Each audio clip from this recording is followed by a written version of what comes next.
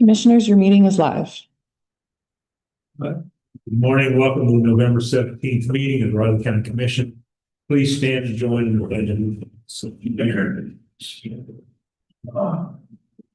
I pledge allegiance to the flag of the United States of America and to the republic for which it stands, one nation, under God, indivisible, with liberty and justice for all.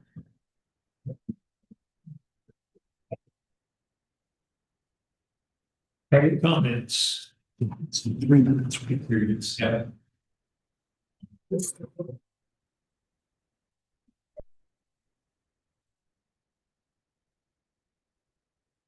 Morning, Commissioners. My name is Gary Oles. I live at 3308 Frontier Circle. I just want to affirm Rich's supposition that I'm one of 5 or 6 people who show up for these meetings and typically talk about budget. But I guess you could call this budgets, maybe so, maybe not. I just want to remind you of the city commission elections and how they turned out.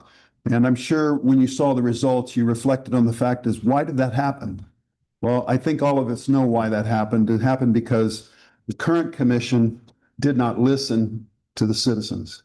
The reality of that, shall we say, sweep is the fact that the city has not shown respect to the citizens with regards to what they want, and specifically taxes. And as I said, if you happen to catch that back in August or whenever it was, when I talked about during that budget hearing that that Twisted Sister song that says, we're not going to take it anymore. And I meant it very much when I said it, and the results speak for themselves. The reality is, as you know, and I know I'm preaching to the choir, so just bear with me. You work for us, and you have to always keep that in mind. But there's a balance, because we'd like to think that you're citizens commissioners, but you're county commissioners. At least that's what historically everybody refers to. But you got to find that balance.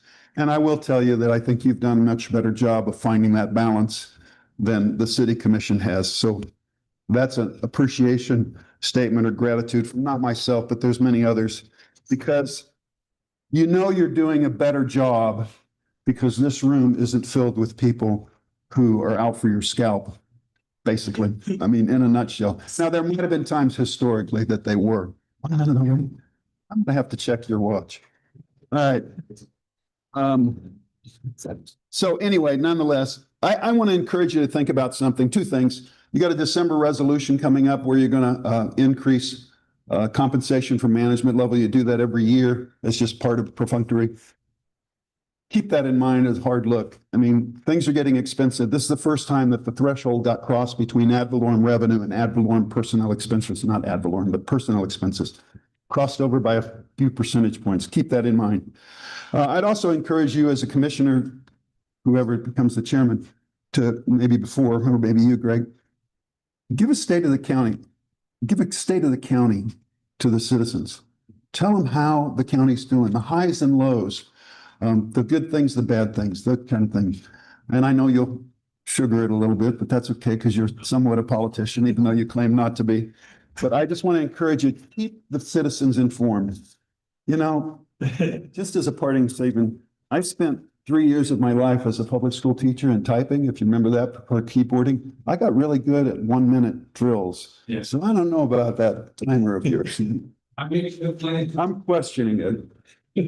Thank you. All right. Thank you, Gary. That's a very old man. It was amazing. It was amazing how I could do that, walk around the classroom, and it was 1 minute on the nose.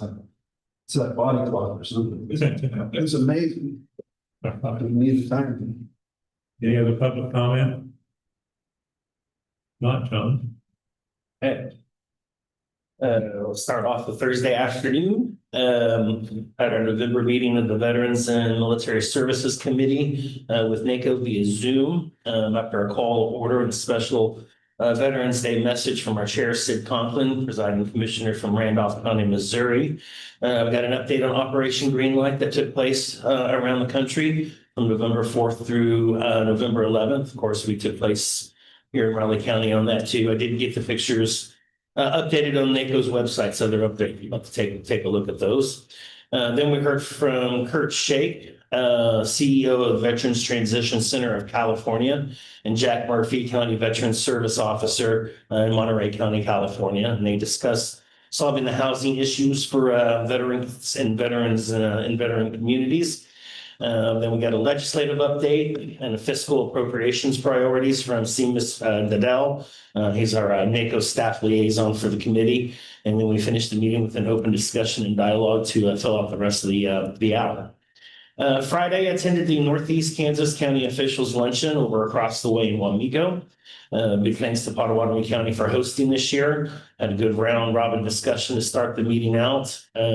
Like they had some confusion with the guest speaker that they were supposed to have, so they had to kind of quickly transition there, which they did a pretty good job. Give them credit for that. Don't know what the issue was there, but good to have a plan B sometimes when your plan A can't always work out. So had some breakout sessions with all the available county departments after that, and had a wonderful lunch that was provided by the farmhouse as usual. Some follow-up discussions took place to close out the meeting, and then I guess we came back home. Friday night, Manhattan High beat #1 Mays and beat them pretty good. Yeah, #1 team in the state, 55-31. I'm making a return trip to the Class 6A semifinals. Get to face an old foe once again in Derby, but I guess you just can't. How often? Well, there was one year I think we played 3 times. Yeah, Keep finding, I mean in a full year circle from November to November, so we're across 2 different seasons. So we'll see how that goes. The winner of that game, of course, plays for the state championship again this year. So we'll try. Saturday afternoon, watch K-State win a ugly game. It's great. I don't know what it is. There's something about Stillwater. As you were mentioning, we won there like 3 times in 30 years. And just doesn't happen very often. But boy, looks like we've got 2 or 3 players that are going to be out maybe for the rest of the season after this game too. So add insult to injury. So at least we run our record to 5-5 on the season, so we're back at 500. So a win's a win, I suppose. And speaking of wins, the Jaguars yesterday, beat the Chargers up pretty bad at home, 35-6.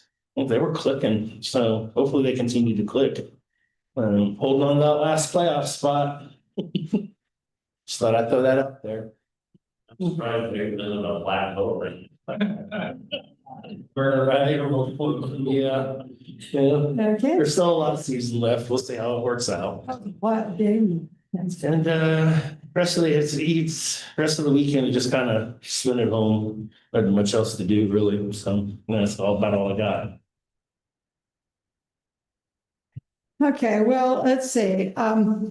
Thursday afternoon, I did report that in the minutes, but I wrote my comments after this. But anyway, I wanted to tell you that Thursday afternoon, I met with Diane Creek and John Ellerman to rate the RFPs for the planning consultant for the health department and the FCRC building. We chose 3 companies to interview, and John Ellerman will contact them when time's available, hopefully by the end of the year, maybe not.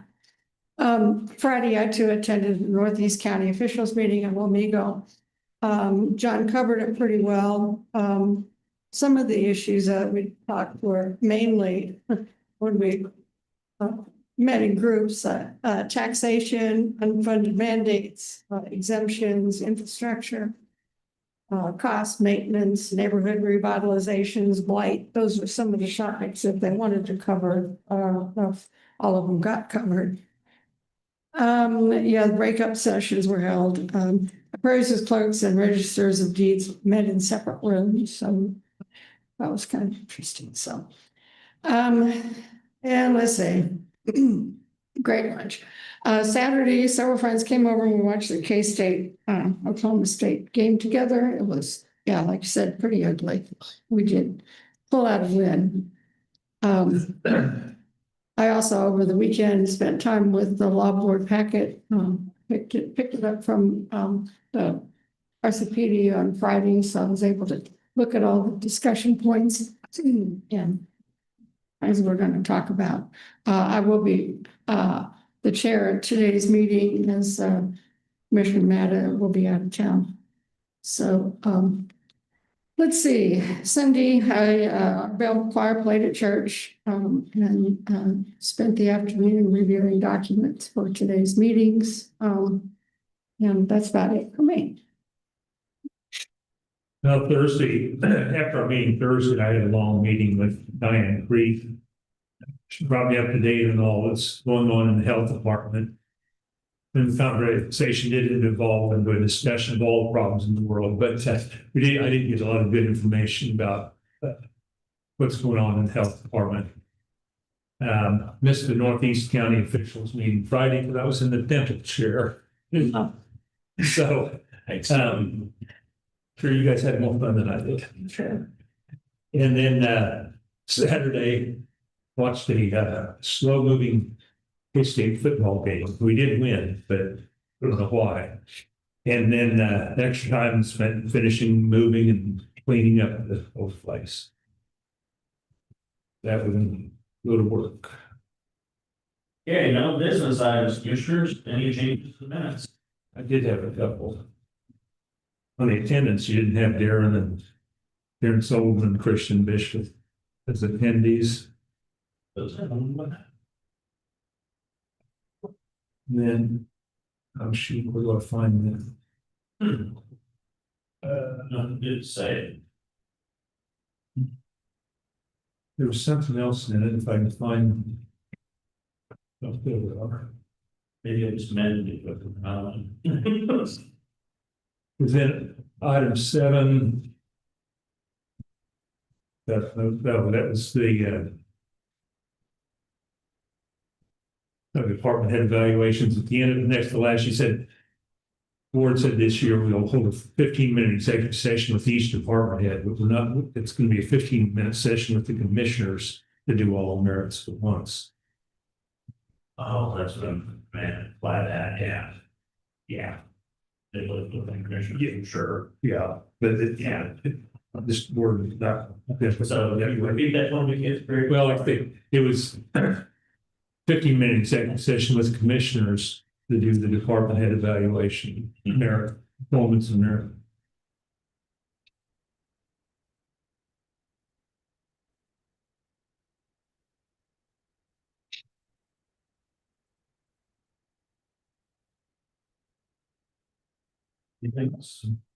That's what I had. Well, I would make a motion to approve the minutes as amended from the November 13th meeting of the Riley County Commissioner. No, second. Been moved and seconded to approve the minutes as amended for the November 13th meeting. All in favor? Aye. Tentative agendas with Commissioner. Any items for next week's press conference? Not, you have this calendar next Thursday at 9 o'clock. Recap. Commissioner, are you? I am talking to a lot of this right on scheduling, talking to them. I know with a couple of you may have some days that you're not going to be. What days are those? Well, it's for the JAC, that was, This would just be for a ice to go in and give an update. Monday the 1st, You were just asking the commission later on. Yeah. and then the following week we had AAC. So you just get one for December 4th. Actually, should really do this. what day are you talking about? December 4th.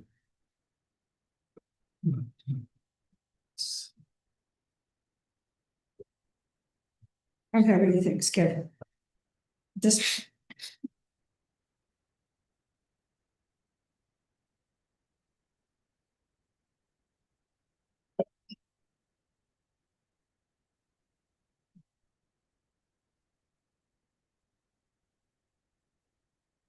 Is that going to be like right after the meeting or then kind of? It'll be ready. Oh, in the meeting? Yeah. Oh, okay. Will be available to all departments. They're separate. Department heads. Yeah. I hold the department heads. Oh, yeah, so I. Right. It's okay. Next one, you know, the. These guys. Assuming this is the. Correct. Yep. They receive kind of stuff. Couple of those, surveys from the Parks and Rec. Oh, yeah. So I brought that, I was gonna share with you guys, but you guys can make a copy of it or whatever, yeah. Not necessary, well, it's, Well, hopefully the citizens have the wisdom to yeah. kind of follow Nancy Reagan's. Well, Hey, if I got one like that, I felt. $175 per year for 100,000 minutes. you guys approved that one question on the relocation of the fairgrounds. It's on that survey. Oops. That's No. funny. When did we do that? That I'm aware I of. mean, there was a presentation by, There's been discussion, but nothing's been done. oops, you know, somebody once told me a long time ago, and maybe you heard this as a kid too, it's easier to ask forgiveness than it is permission. Yeah. I was eating our previous. So the journalists, we put the go to. There's I haven't looked it over entirely, but I'm pretty sure there's a question about relocation fairground. Was it there? There's not in there, but it's. Well, I think they were trying to see It's if, kind of implied. Money did. yeah, It's kind of implied. if we want to stay at Seco Park, if the citizens want to keep the fairgrounds at Seco Park and move it to a separate location. Like the citizens have anything to say about that? It's a citizen survey. Yeah, I mean, They missed that point though. I suppose that they're gonna take direction from the citizens that they're asking for. Right, they don't remember their history, do they, Rich? How long did it take from the time that the county decided they're gonna move up on the highway? To when they actually moved. Like the 70s. Yeah. $170 Government's designed so slow. year for every $100,000 That one- Quite that slow. of the home's appraised value. The homeowner with a $300,000 home will pay $525 a year for 10 years. And you would, then you'd have. And you have to give Somebody pointed out on that survey, what they don't realize. tax You're in increase, favor of that, you're actually in favor of closing other pools. another Because that's what's gotta happen. $125. That opens. Seco could close and Northview That's something they did talk about. from an operations standpoint. Yeah, but the citizens don't, they don't. They don't that say doesn't how. connect. Especially the people in Northview, they're gonna. Another thing, devil's in the details. One thing's for certain, change. That is for sure. Morning, John. How you doing? Pretty good.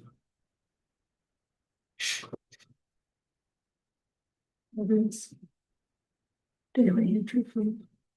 I understand they mailed out 400 of those, Right. but it's also on their website, from what I understood. Correct. Although you can follow it on the website. I think it's got a QR code or something. You I can think they said on the website, they'll just put in the include, and there's this is now. Yeah, it's supposed. This is a targeted. This is survey. Where it's just people. Yeah. Somebody brought up that, hey, take that down to the old Kinko's and make copies and they went a bunch of them. Yeah. Look at that. No, they're marked on there. Yeah. Number of course, right? That's up there with the old. Is that it? Yeah, there's only one, it's two. The first one can consider the state, and this one's coming. Is it on the survey? Or by the state?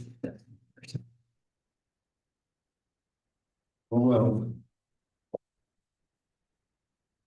Well, it says it has to be returned in the envelope. Yeah, I've got one. Yeah, that's what I'm saying. That's why it's limited. So it's. Let's see a nice number. And I'm constant, but you don't. Oh, like I said, yeah, I don't know the number, I heard it, it's on there. Yeah.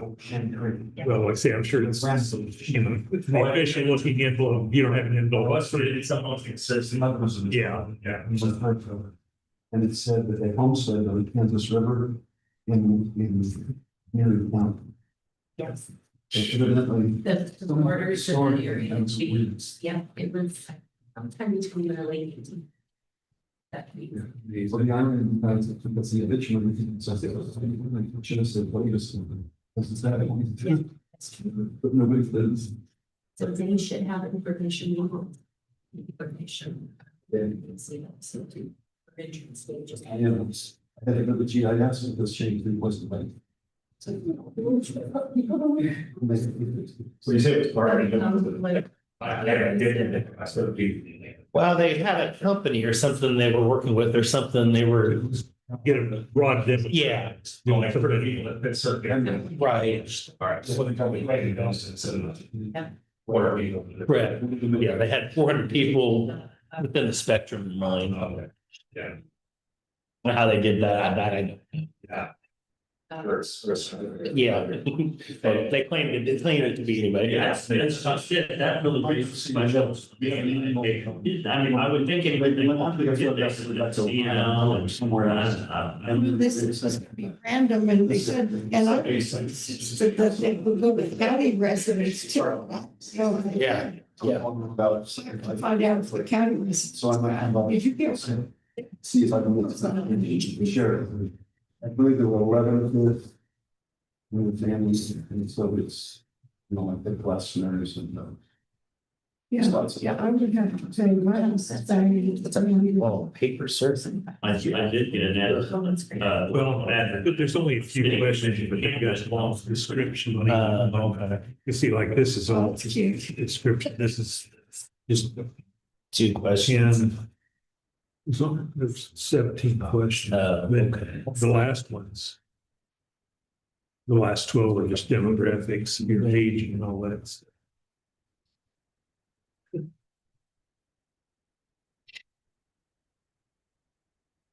Oh, she's actually. Oh, I don't know. Hmm. So.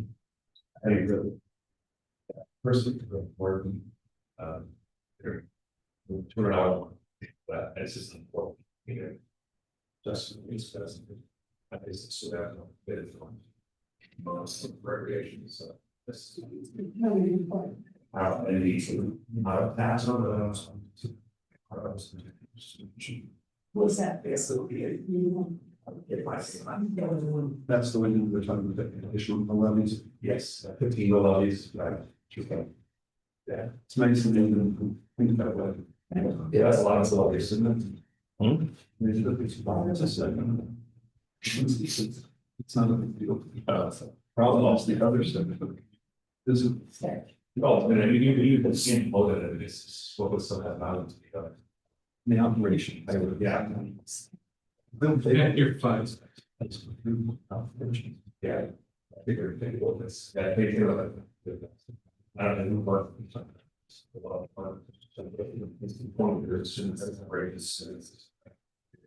That's it, we come down to all the other counties that are sheriff department, sheriffs and the ones that handle the sheriffs by statute. We got the rec centers and Did you have my statute powers. Especially it's, only one sheet. I knew exactly where you were going with that one.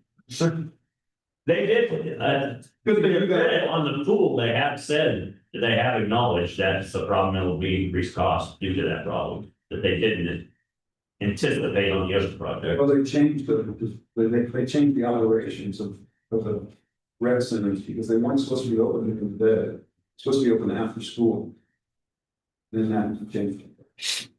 I said in a meeting, Gary, with a lot of people regarding this issue early on with some out of town consultants, the entity in this community paid.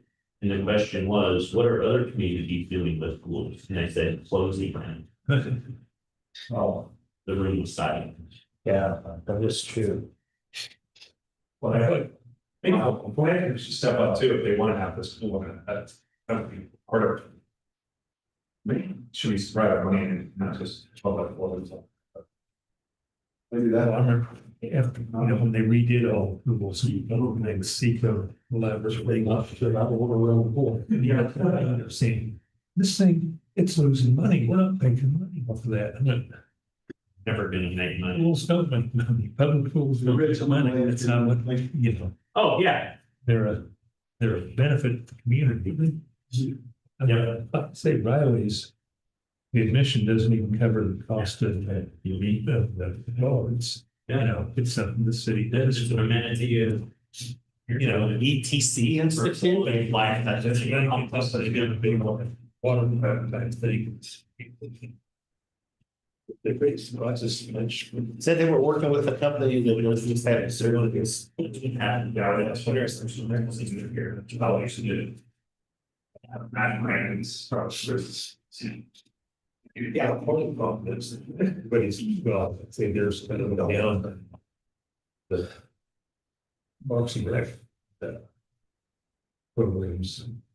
Everybody started doing, travel There's kids that wanna play that don't have that money that if you had an organized system, they would. That's even back when my kid was playing, the traveling is huge. If you didn't decide to do it or not, there's still a big segment of the population that can't participate because we don't have a function. You know, and I feel bad for those kids.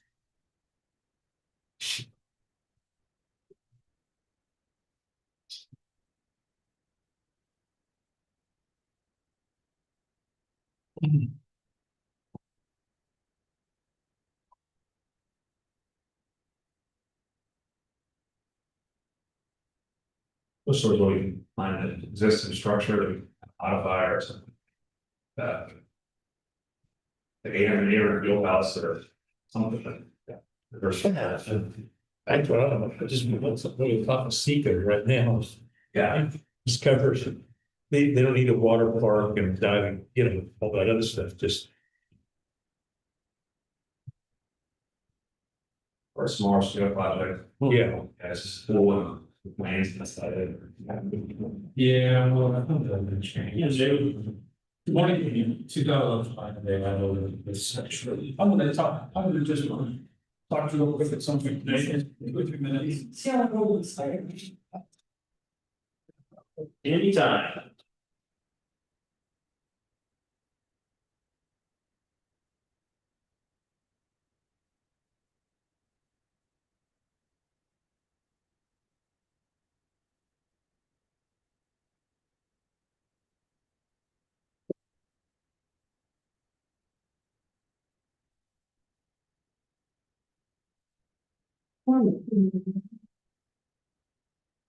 John and Greg tied a point difference total of 39.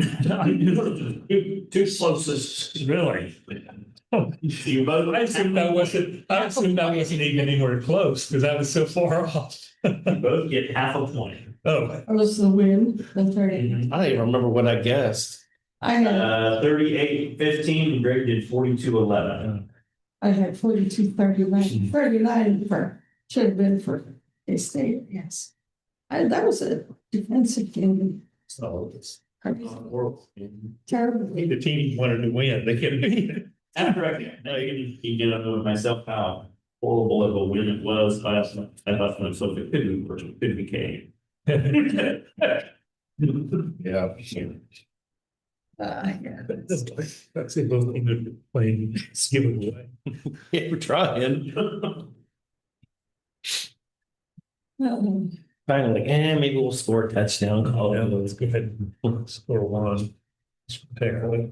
The only thing I can say is that. Yeah. Overtime.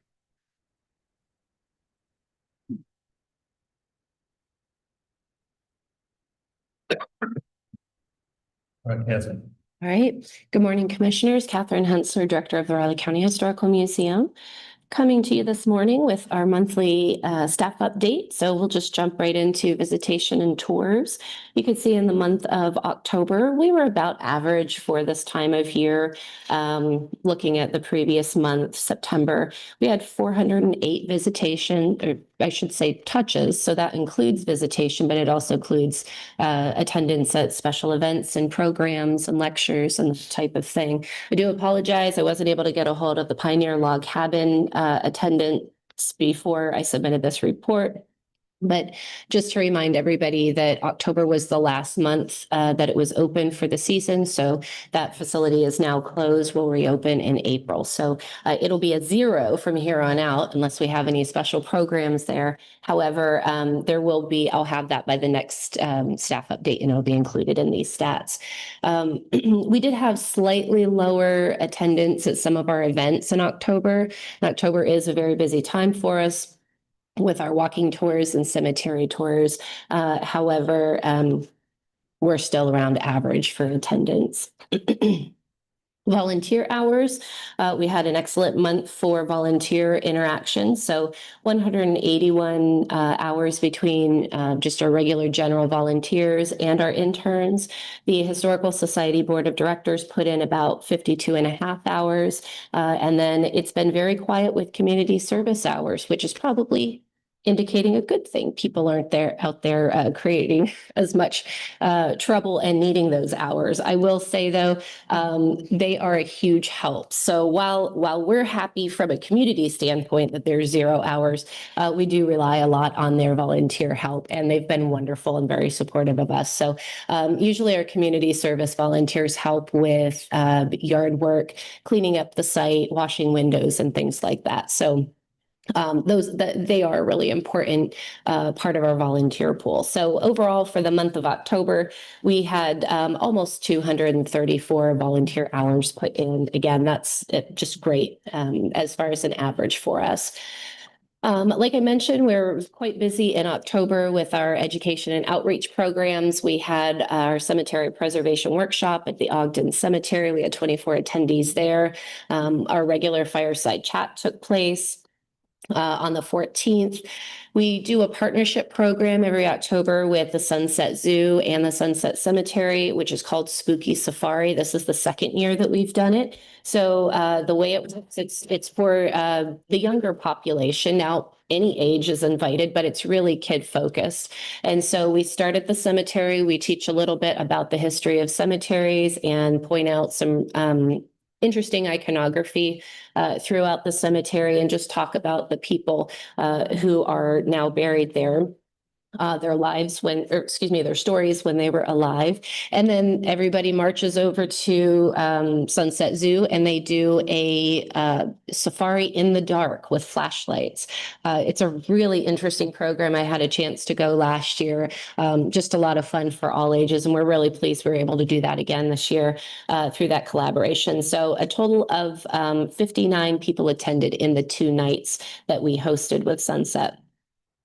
We also had our annual, it was our 4th annual walking tour of historic Sunset Cemetery on the 18th. Attendance was very low that day. Usually we get over 100 attendees. This year we only had 43. There was an event that popped up kind of last minute in our community, and we did find out a lot of our usual attendees chose to attend that. It was a demonstration. Yeah. So just because of lower attendance, we are not terribly disappointed. We will continue doing this every year. It's usually a hit. It was just a fluke this year. And then we did a new program, another collaborative program, this time with Arrow Cocktail Lounge. It was called Drinks and Thinks, and it was about true crime in Riley County. Was very well attended, and it was a really great environment just to be able to provide a presentation in such a historic building. We were in where the old Harry's dining area would have been in the Wareham. So moving on to collections, we have been spending a great deal of time, August, September, and October, working over at the Wolf Studio, which is a historical society property. Of course, you probably remember I've been presenting some more updates that they are working to preserve that building and actually moving forward with the restoration. So in order to get things done, we have to clean that building out. And unfortunately, just like all the other space that we own or manage, it's been used as a storage area. So it was donated in 1983 and it's been used as a storage unit or area since then. So we've got over 40 years of stuff that needs to be cleaned out. So we did locate a number of accession items. Those, of course, are part of the permanent collection. They will stay part of the permanent collection. We also found a lot of things that are historically significant that need to be in the collection. So those things will be added. We also found a great deal of non-collection items and, for lack of a better word, junk. So we did throw a lot of things away.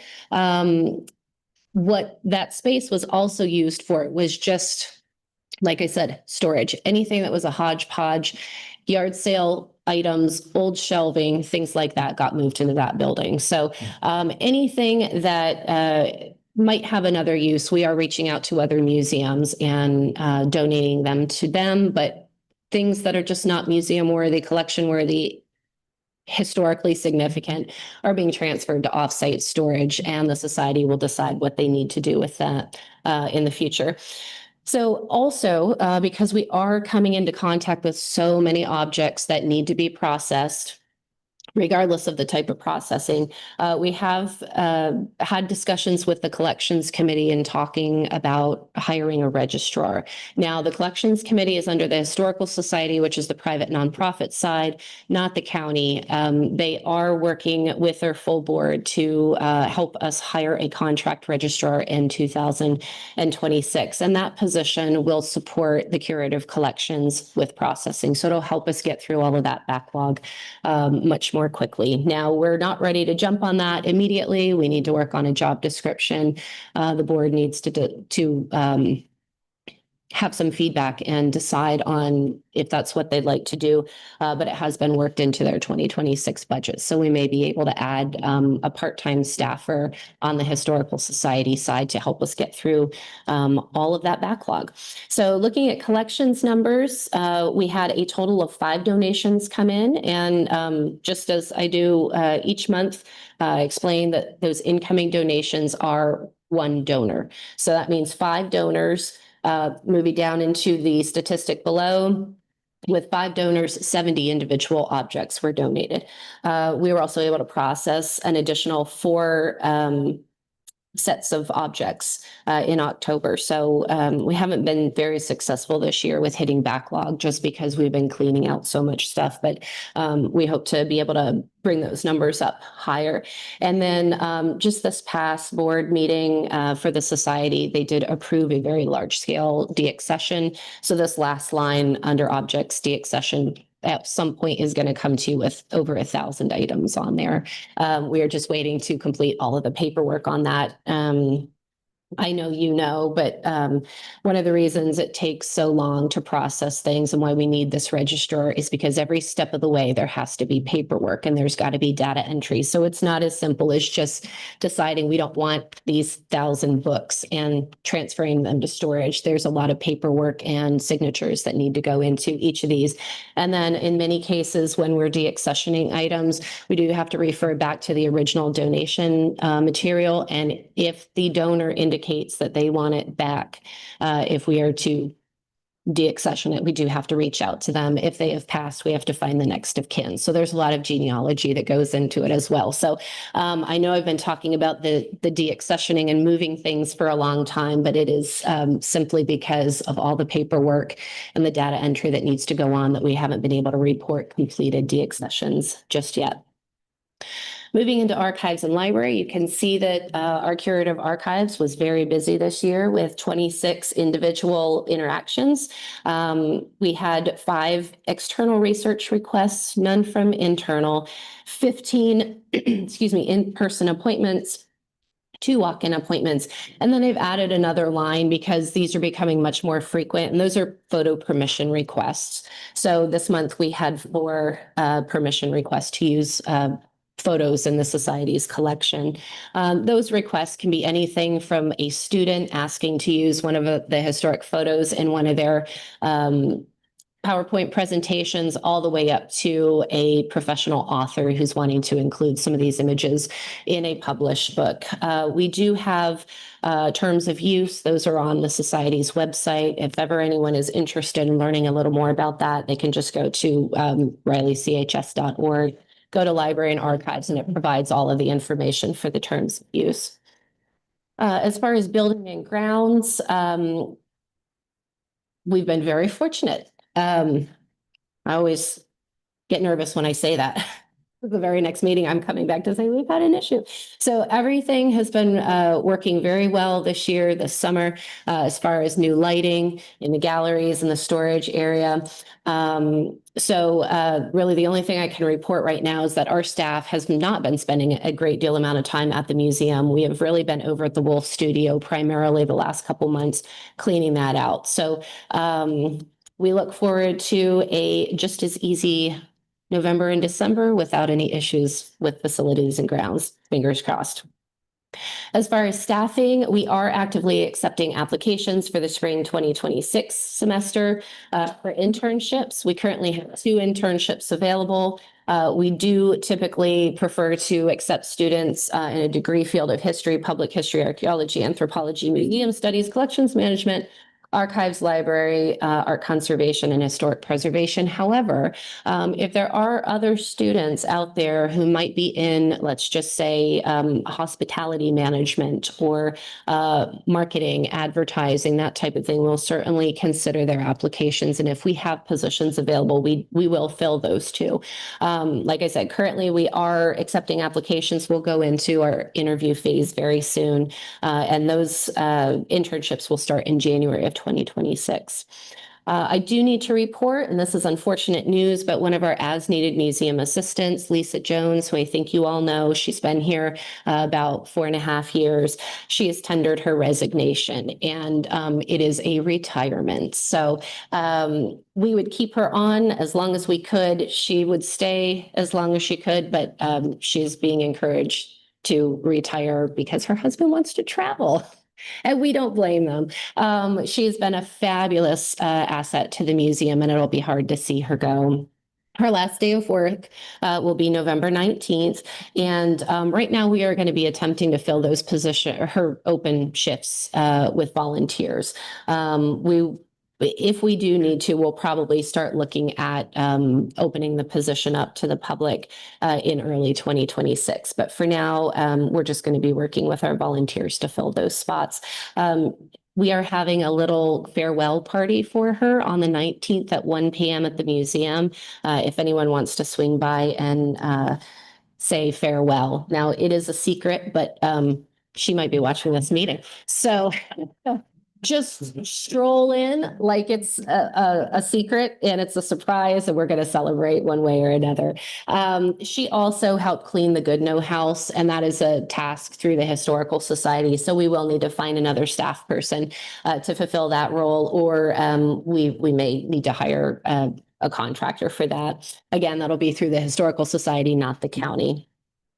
And I will note, we have been very fortunate. We've seen an uptick in volunteer applications. However, due to lack of staffing and time, we have not been able to bring those people in to train them, to put them in any volunteer role. We're hoping our workload subsides at some point and we can reach back out to those volunteers. But right now, that has been a challenge for us, is to get everybody trained to help out and fill those volunteer roles.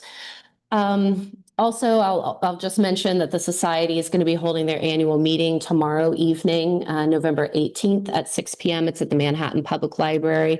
It is open to the public. It is not just members. And they'll kick off their annual membership campaign. And then our Curative Education and Design, Melanie Highsmith, will be providing the presentation tomorrow evening. It's titled Y2K, Ringing in Doomsday or the New Year.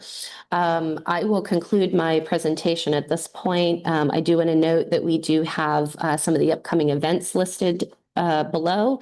You're invited to attend all of them, and I believe all of them are free and open to the public. Are there any questions? Okay, thank you very much. Have a great day. Tell Jan we can de-access. What's the access thing? I was thinking of you as you were talking about that stuff. I said, we've been de-accessed as we're moving to clear out the items.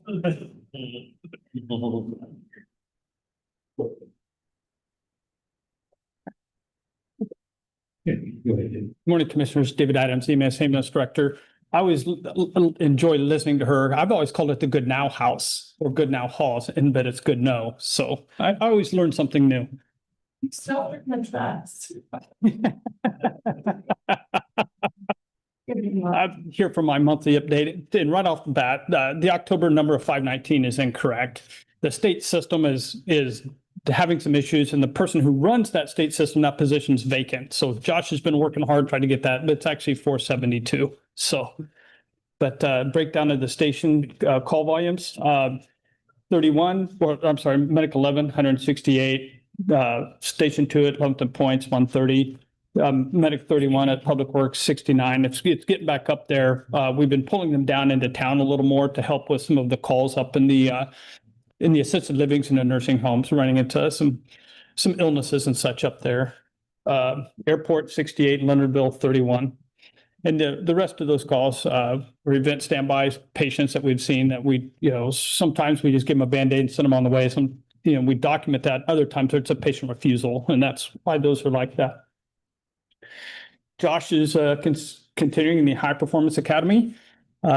He's enjoying it a lot. We meet once a week and go over what they're talking about during that week. And he's learning a lot. And, they say it's 6 to 8 hours a week, and it really is 6 to 8 hours a week. So our captains are in that highly effective managers program, and I think they're enjoying it as well.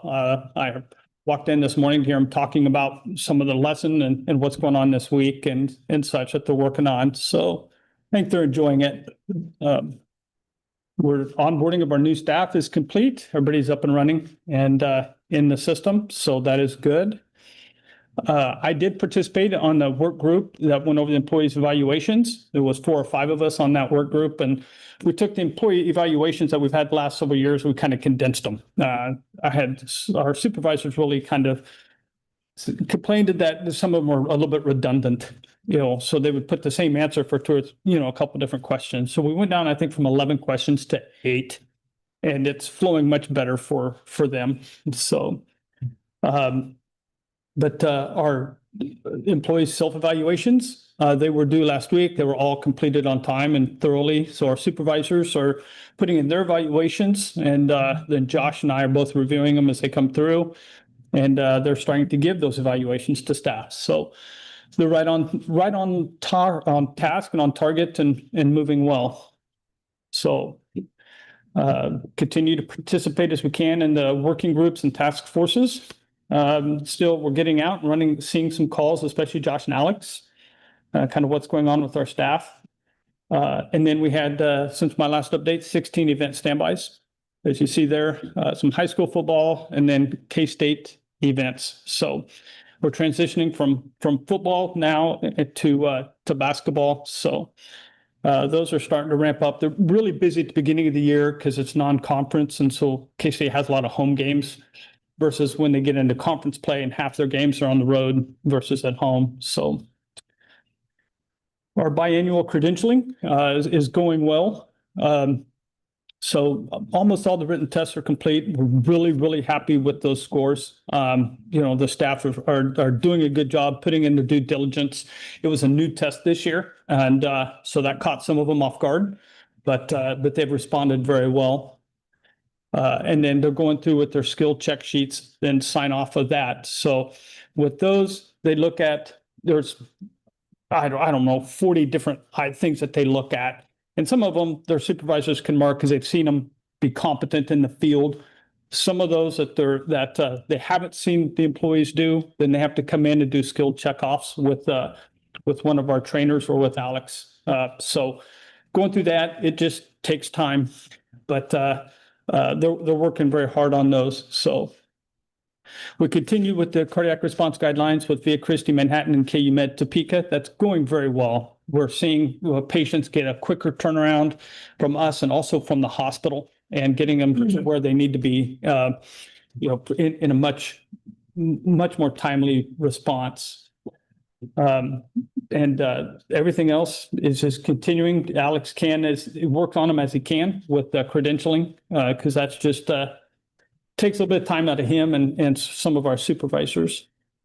He did put on an advanced medical life support class on the 21st and 22nd, and very well attended. And I believe there was even some instructors from outside agencies who came in for Alex to mentor them and to sign off for them as instructors for their agencies. And then community outreach, RC check lanes are still going well. We were at the Purple Pirate Play, National Night Out, and then honoring the local heroes event at Riley County Fire Station in Riley. So breakdown by calls, by volume.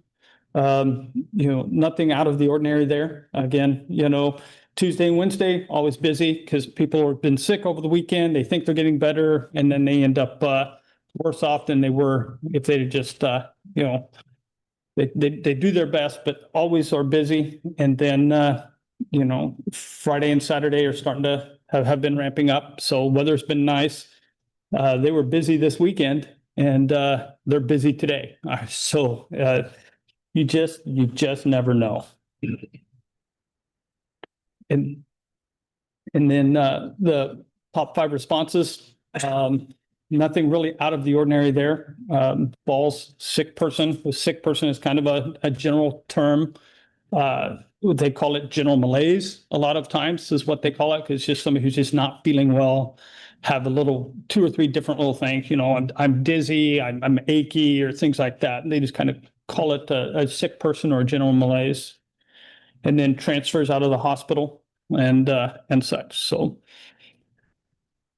pretty quick, pretty straightforward. Into November and December, we don't try not to, add a whole lot of new things to our plates. We'll get cleaned up for the end of the year. And then Alex and Josh are starting to roll out for 26. So any questions for me?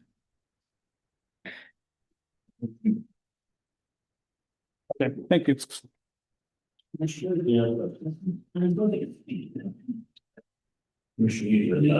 Certification made, and you all sign it, please. Thank you.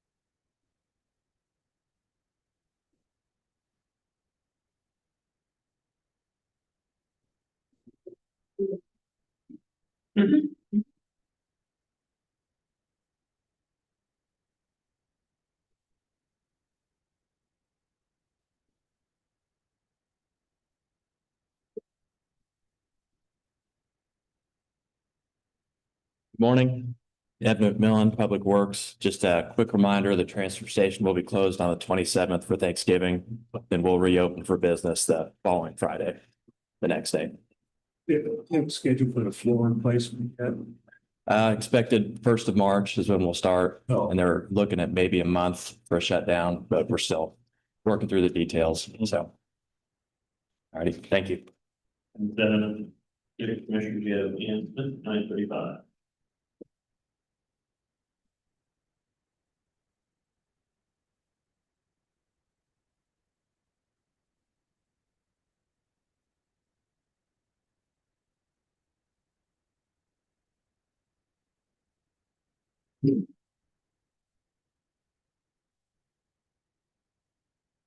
Be advised that she is probably going to be a little late. Oh. Just send an email out.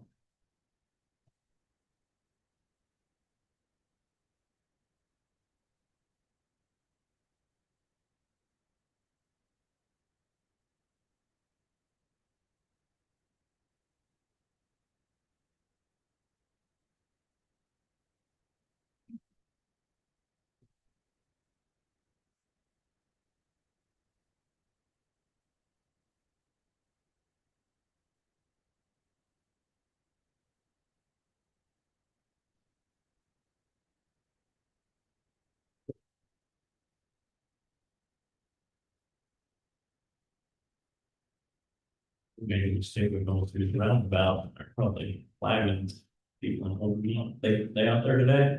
I think they get all that done. Oh, they had. Yeah, there was a, no, I think there's still some cleanup today. It's been kind of off and on lately. Yeah, there's no. Depends on what. Yeah, putting down the asphalt, the new access. One time you go through one touch, next time you're sitting there for 20 minutes, so. I guess Henderson's gonna be totally closed. Yeah, Back. Oh, really? Yeah. 21 through 26, they're close and full. Right, good. All over, huh? Right, a good time and Thanksgiving, you can do it if you're gonna do it. Never a good time, just. Avoid going that direction right now. And the rest of the roads are so congested already, it's just, Yeah, this year in particular, it's really. I drive through town in the wrong time, I think. Can you even work in this town? It's like. That's weird. Tons of traffic. Even South Child, or, I'm sorry, Fort Riley Boulevard is really. Traffic. It's more so than. It's going. It's not just students.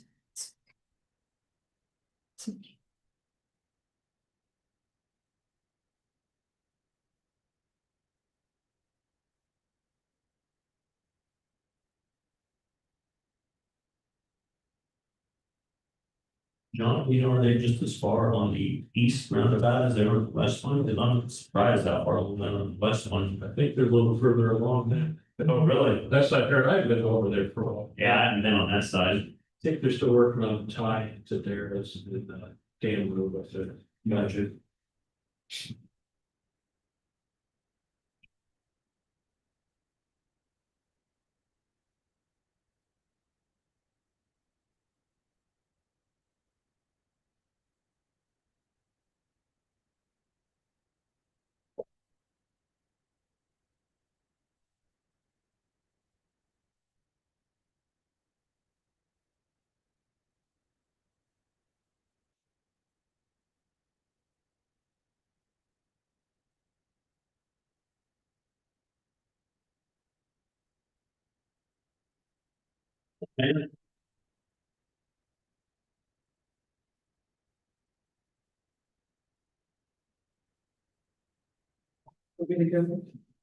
Yeah, good. A few seconds, That's fine. yeah.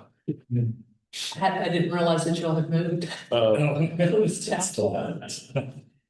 Yeah, Yeah. that's pretty, You ain't worked on that. pretty torn up. Yeah. You can go ahead and. Okay. Well, good morning, everybody. Thank you for the opportunity to visit with you for a few minutes. This is our regular request for our rural funding. It's called Section 5311. It's grant season and we need to submit a letter of request from our local jurisdictions. So this is for services outside of Manhattan, basically. Manhattan is urbanized funding. And so this would be Northern Riley County, any rural areas outside of Manhattan, Ogden, and part of western Pottawatomie County. Just to give you a brief update, we have our K-18 connector is going to expand in January. And it's going to go all the way to Junction City. We received a grant from KDOT to run a pilot for 2 years to do that. And we will be, it will be a huge improvement from how we're having to do it right now. And one of the really good things that we're going to do for the town of Ogden is run a flex route. Since Ogden is so small, people will have the choice of going to the community center to be picked up, or we can flex the bus and go pick them up at their home. So that'll be nice for them. We are going to request the replacement of a vehicle. We were awarded a vehicle replacement in this past grant cycle, so I'm not overly confident that they'll approve it because they're short on money for vehicles. But if we don't ask, the answer will be no anyway, so we're going to ask for it. So I just needed to have a letter of request. Oh, I had one other thing for you. We have now finished our transit study. And we're just wrapping some things up for that. So we're kind of in the planning stages then to begin in the next couple of years to gradually implement changes that came as a result of that study. So we're excited about that as well. I would stand for any questions that you might have.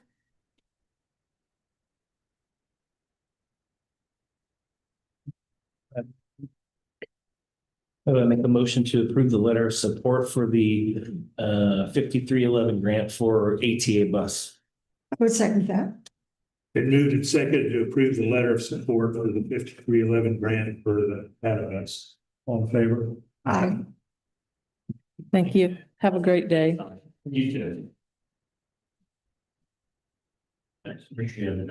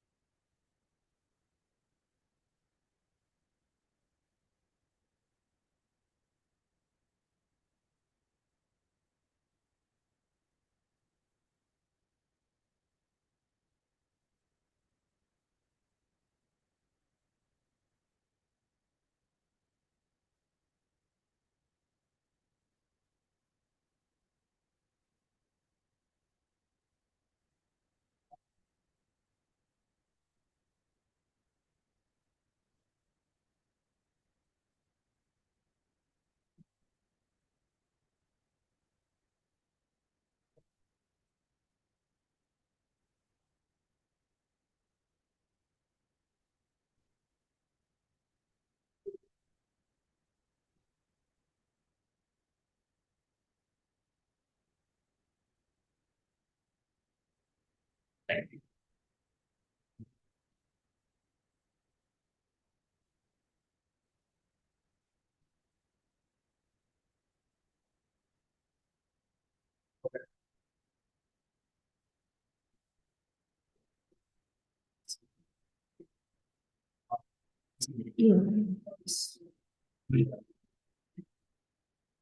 Double that.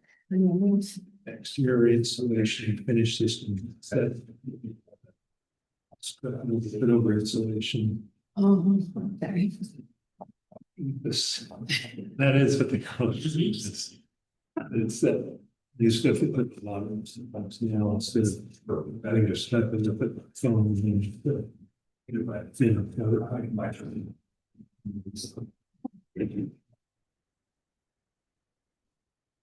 Good stuff. That'd be great. Well, they started out to make a drainage. Yeah. Put behind it. Yeah. Ready, commissioners? Yes. Morning, Commission, John Ellerman, Public Works. And we're here to talk about the CPE building again today. This time the outside. All the work we've been doing inside and on a couple rooms and going to do. some of the rooms that are walls that have been damaged by water seeping, paint peeling, plaster coming off.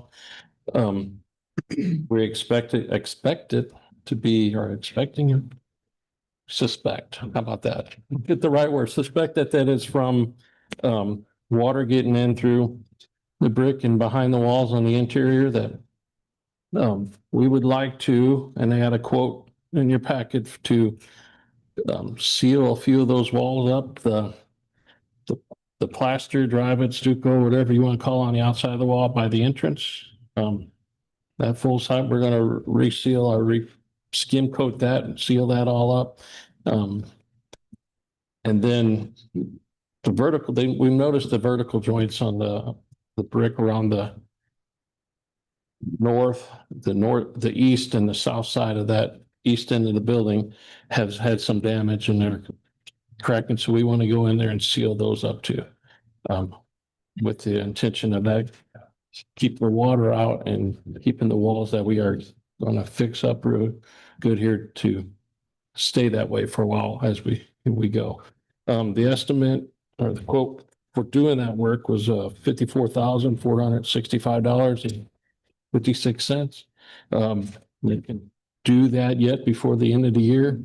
I'd like them to, and I could take that out of 25 building fund budget. That's all done from the exterior. All from the outside, yes, ma'am. There's a page. Last page, page 38. Does that mean you, as the red is around the whole side of the building, is that right? Yeah,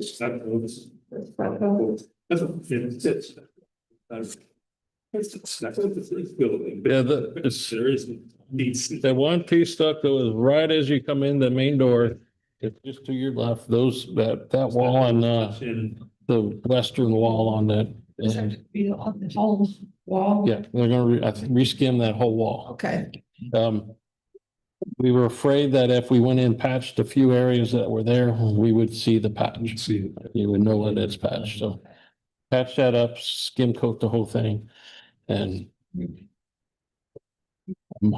I assumed I didn't look at that far enough as it painted, but yes, we'll get it repainted.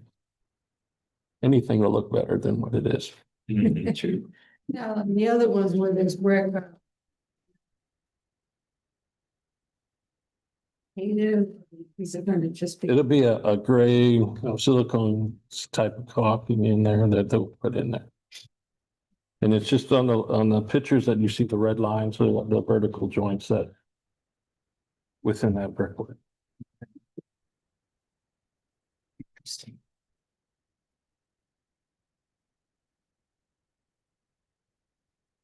It didn't problem with that, was it always that? That's a good question. Yeah. Yeah, it seems kind of strange. But not sure that's what it was. There's problems, so they just started out. Be interesting to see what's behind it when if they peel some of that out. But, yes. My printer didn't do a good job, or where, at least my picture don't look like you can hardly see where the big spot that's reflecting away from the wall. Yeah, well, that's very good picture. Yeah, it's right in there is where the main stuff was, but you could tell through, especially we fixed that wall and that where the conference table was at one time a couple of years ago, and it's, it's already starting to come back. So we're hopefully this will take care of some of that. Hope take care of all of that, actually. But it's not the windows. It's a blade. Well, hopefully, I thought that was the windows, but we want to just make sure and cover up these to be sure we get it all, right? Accomplish both. The windows are not.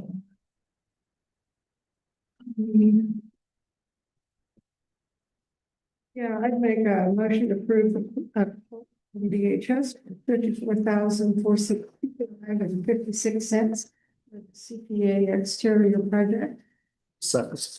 We moved and seconded to approve the quote from DHS for $54,465 $465.56 for the CPE exterior project. Thank you. Thanks, Sean.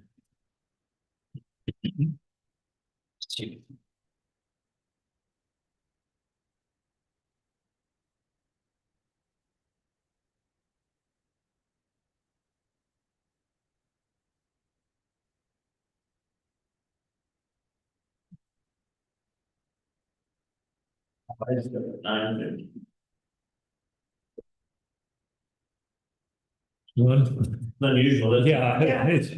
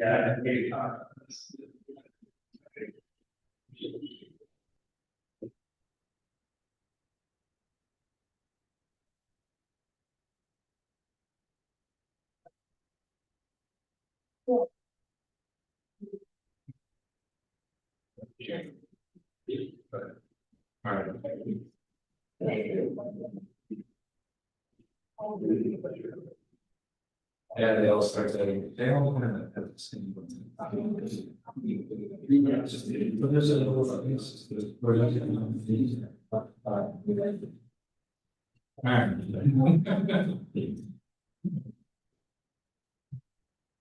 It is says available online too, but yeah, I think it comes, I don't know where. That's fine. Yeah.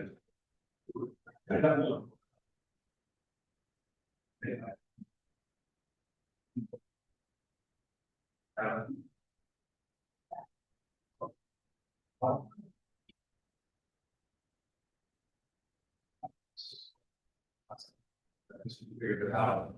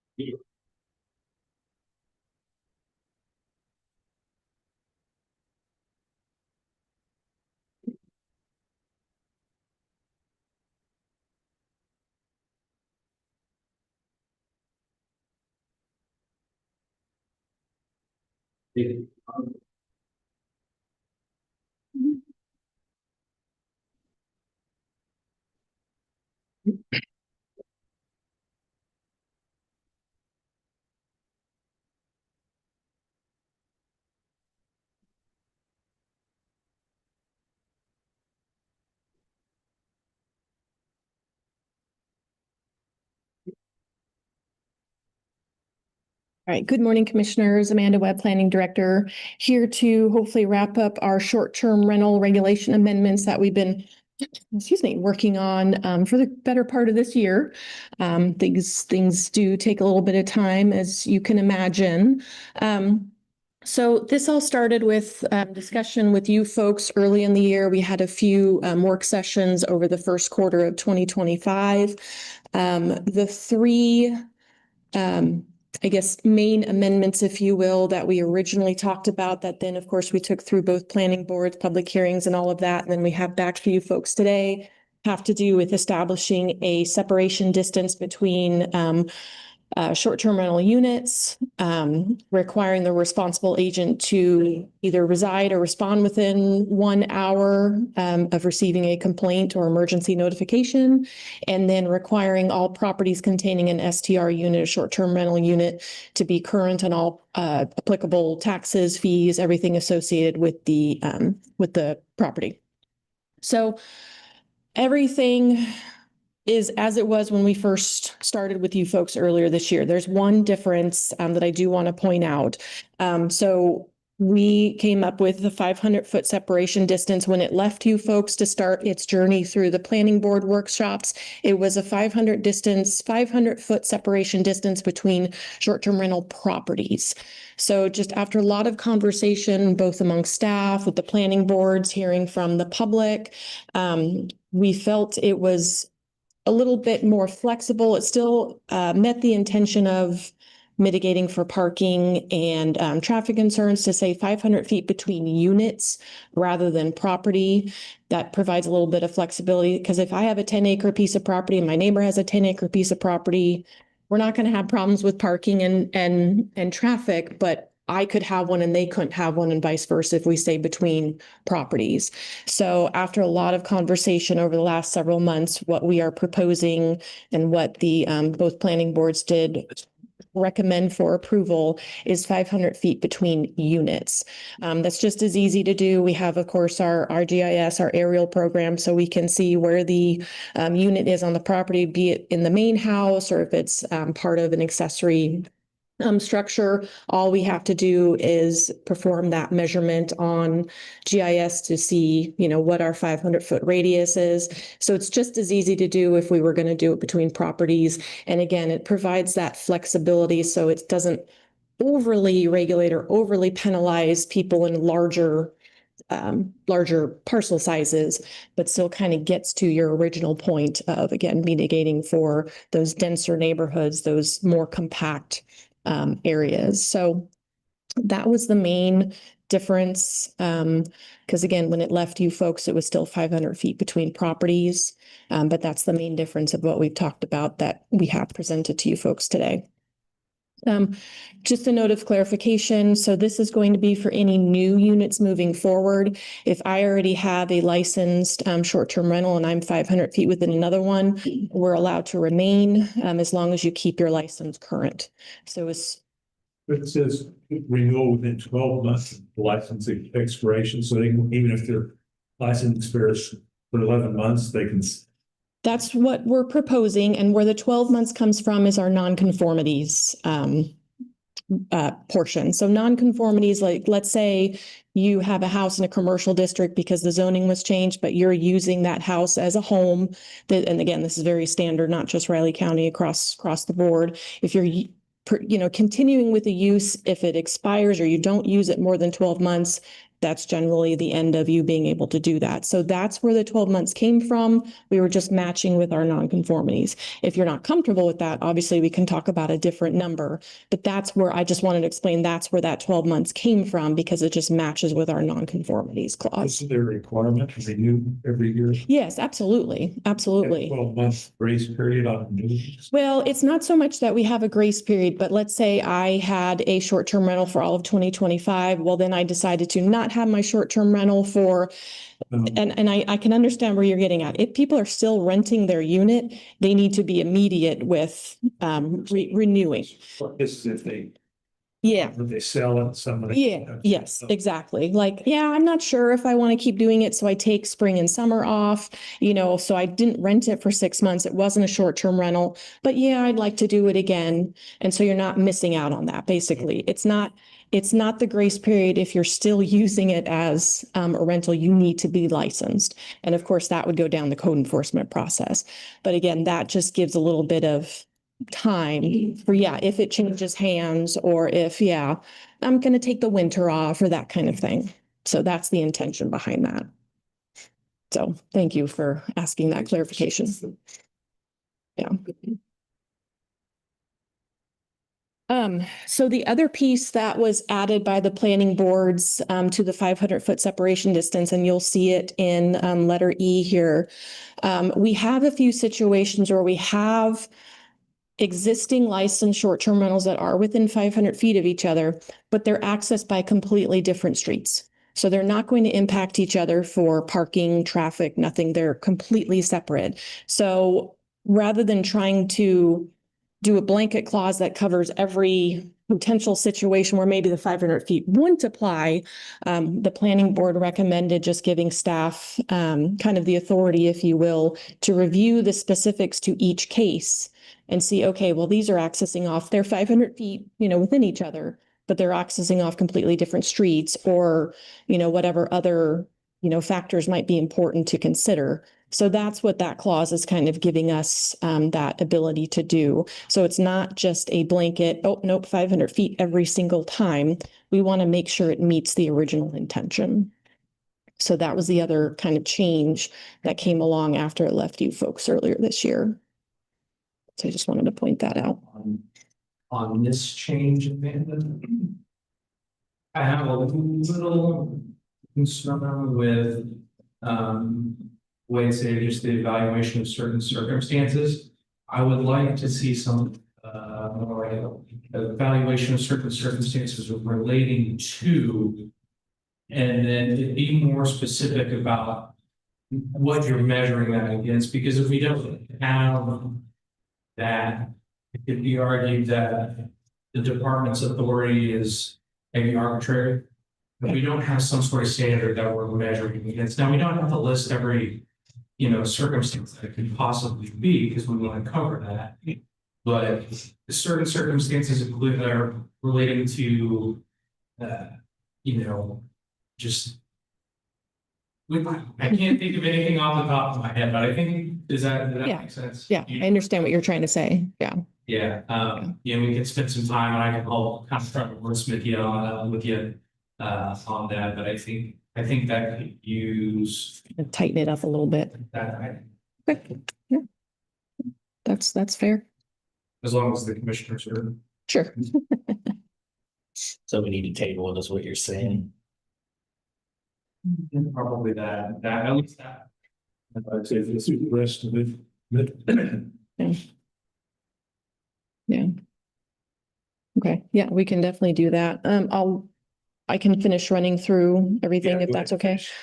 Question, that's something else. Okay, yeah, absolutely. Okay, so any other thoughts or questions on the 500-foot separation distance that we're proposing? Okay, then the other two pieces are a lot more straightforward.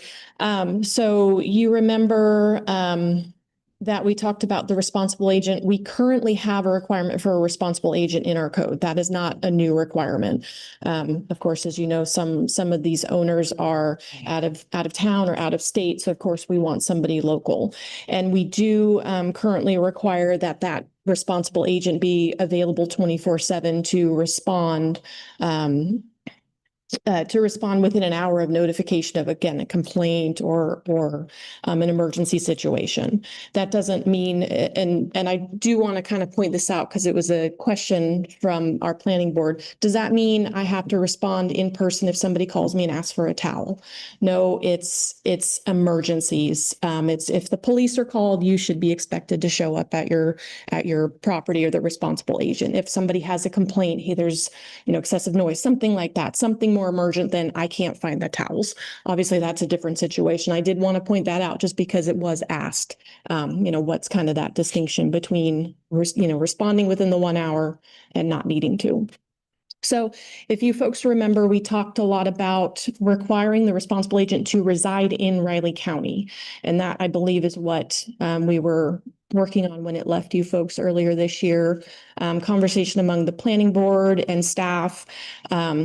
Residing within Riley County could still be well within an hour, well over an hour away. And you might be closer if you were just over the county line in Pottawatomie County or somewhere else. So we went back and forth a lot. Originally, we said, okay, living within 1 hour. We kind of, tossed a few different ideas around to really get to the point. And really, ultimately, what we decided to do is keep it simple and just define what our current language says, respond affirmatively within 1 hour. Well, it doesn't say, does that mean in person? Does that mean send a text? Does that mean send a call? So what we did was decide to define that as in person within an hour of receiving a complaint. So rather than saying, oh, you have to live in Riley County or you have to live within an hour, rather than working to define that, we said respond in person within 1 hour of receiving a complaint. And the planning boards felt that that would get to the point of what we were trying to do. So any thoughts? This particular, just making sure I'm understanding the intent correctly. Yeah. Is that they must be able to respond in person within an hour of the notification. But it doesn't mean that they're required to respond in person. It's just that they must be able to. I believe I after speaking with you folks, the intention would be for the responsible agent to show up at the door within 1 hour of receiving the complaint. Well, the way I think of reading it is responsible agent must be able to affirmatively respond to a person within an hour of notification. I guess the be able part doesn't mean that it's if it's just that they must respond in person, I would remove be able. That makes sense. Responsible agent must affirmatively respond in person, if that's the intent. But I can also see, to kind of argue, I guess, against that, not every complaint maybe warrants an in-person, I guess, in-person meetup or whatever they need to do on the property. Maybe not every complaint requires that. And so I think the language as it is would probably be more accurate. But again, if the intent is that they are required to show up on any complaint, then we probably would want to remove. Yeah, that makes sense. It's what you folks would like, and that all makes sense. I appreciate that. So what would you folks like to see?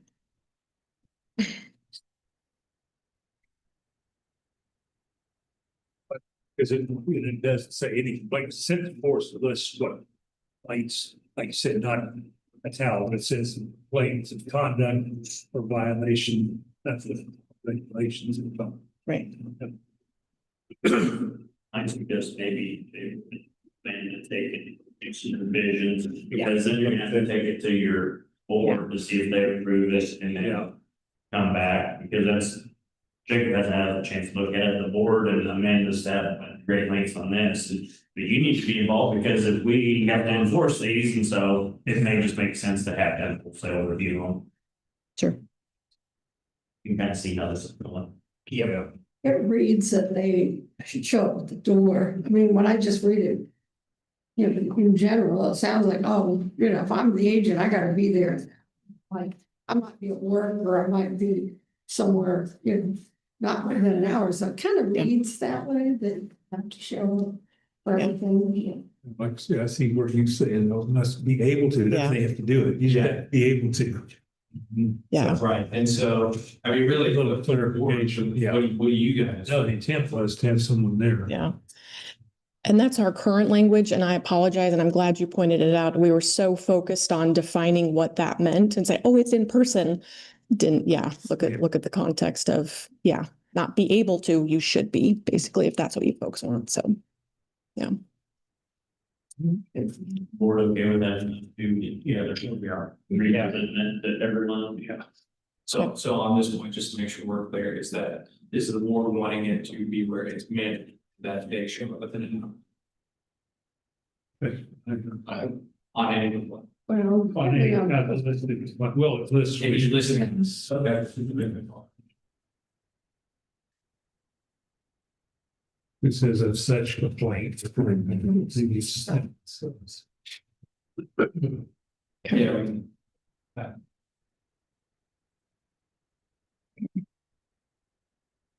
Okay, and then just the last one, so we can cover that, just in case you have any comments on that one too. Is just, again, properties containing or proposed to contain a short-term rental should be current on all other related fees, county fees, taxes, all of that.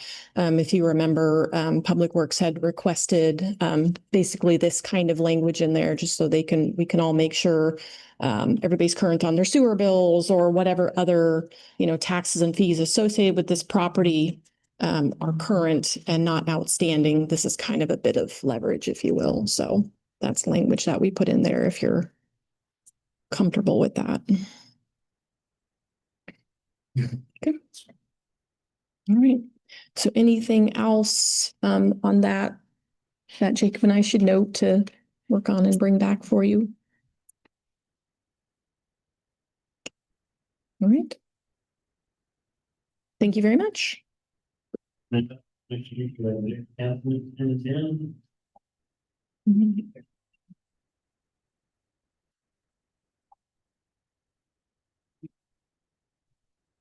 is the last thing, but it would be a lot of work.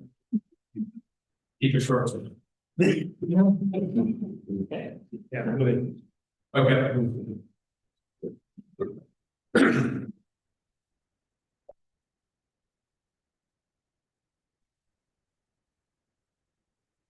All right, good morning, Commissioners. Jacob Hansen, Riley County Councilor, here for the administrative session. One thing I wanted to bring up specifically was some of the feedback we got after canceling the legislative luncheon. We've had a number, I think a total of 4 individuals contact us after we let them know that we were canceling it, that they were actually interested. Now they've been sending those messages to Jana, so I haven't had a chance or the opportunity to respond, but simply if they were interested, it would have been good to know ahead of time. So, I doubt if we're really in a time frame to be able to post that meeting again or post that luncheon again and reimpose it, if you will. But if there's any interest in perhaps scheduling one later, perhaps now would be the time to talk about that if you guys would like to. I have also advised Jana that any communication she receives from any of the legislators to just let them know that they can contact me if they want any specific positions or if they want to have a discussion. More than happy to do so as kind of a way to still make sure that bridge is open. But is there any interest in potentially just rescheduling the legislative luncheon or is that ship sailed? We won't be able to fit it in before they start. They start. And the holidays. Yeah. Yeah. They've had plenty of notice. Yeah, we sent them 3 separate emails throughout. I think we started sending emails out early October, maybe even late September. So.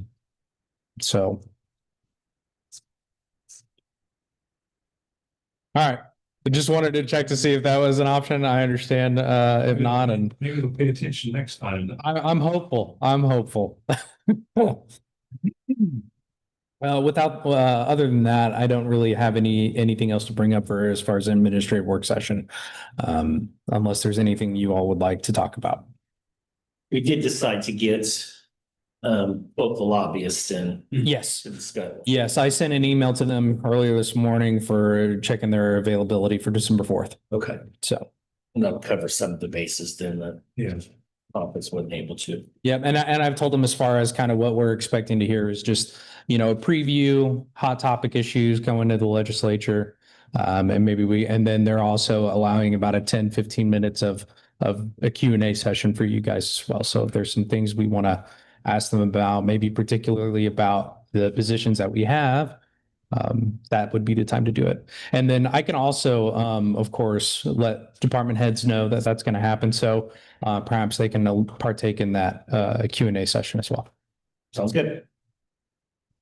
All right. Thank you, Commissioner.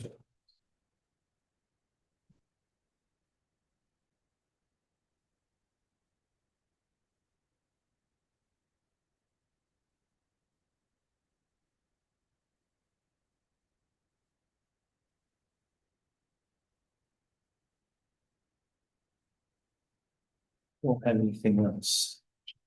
Monday. I'm good. They say that all night, correct? Also, yeah. The high scoring teams. I'm sure they're really good, one of the best rebounding teams in the nation, so it'll be interesting. You know, we go against that, so, yeah, good. We know how to score points this year. Yeah, there's no doubt, I just hope they Get the defense get your figured out. defense, that's Tank's specialty, and he's fine, in that first half, I think, you know, but sometimes when guys and teams get hot, sometimes they just get hot, so. The thing is, the scoring part, we haven't necessarily those streaky, but system on the scoring, so that's good to our. Yeah. Yeah. Yeah. I think this team has some identity.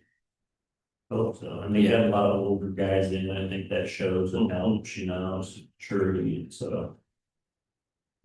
Yeah, Should be fun. case they volleyball too on the chin. Yeah. Oh, from KU, yeah. Boston pretty after, he looks so good. And a little bit of height, maybe. I don't know. I think they're good, I just think KU is really good. Yeah. Yeah. That's, we won in Lawrence though. Yeah, I know, that's, They won here. It's kind I'm of. glad to hear that, and they were happy.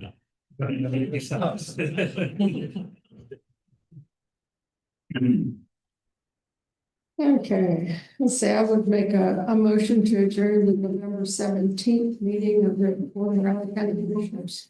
I'll second. Moved and second to adjourn the November 7th meeting of the Raleigh County Commission. All in favor? Aye.